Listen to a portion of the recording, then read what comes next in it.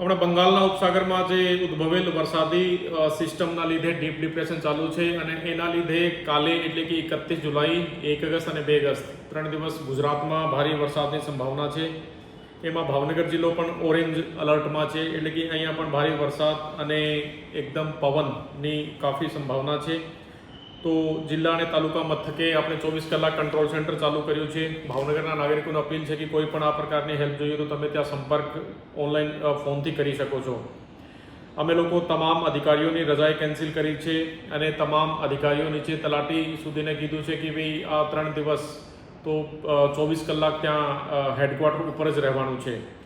રાજ્ય સરકાર તરફથી પણ ભાવનગર જિલ્લાને એક સ્ટેટ ડિઝાસ્ટર રેસ્પોન્સ ફોર્સ એટલે કે SDRFની ટીમ ફાળવવામાં આવી છે અને વરસાદની આ જે પરિસ્થિતિ છે એને ધ્યાનમાં રાખીને તમામ ભાવનગરના તમામ નાગરિકોને વિનંતી છે કે ભારે વરસાદમાં બિનજરૂરી બહાર જવાનું ટાળીએ અને નાળા કે કોઝવે ઉપરથી પાણી પસાર થતું હોય તો કોઈ પણ સંજોગોમાં ત્યાંથી પસાર થવાનું નહીં।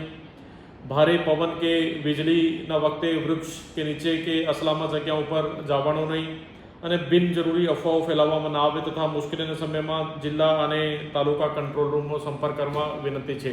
ટૂંકમાં ભાવનગર જિલ્લો ઓરેન્જ અલર્ટમાં આગામી 3 દિવસ માટે છે। તો તમામ નાગરિકોને ફરીથી અપીલ છે કે ભાઈ આ વરસાદની પરિસ્થિતિને ધ્યાનમાં રાખીને બિનજરૂરી બહાર જવાનું ટાળવું અને જે ખુલ્લી વસ્તુઓ છે કોઈ હોર્ડિંગ બેનર છે આ પણ નીકાળી લેવામાં એટલે કે જણાવવામાં આવે છે।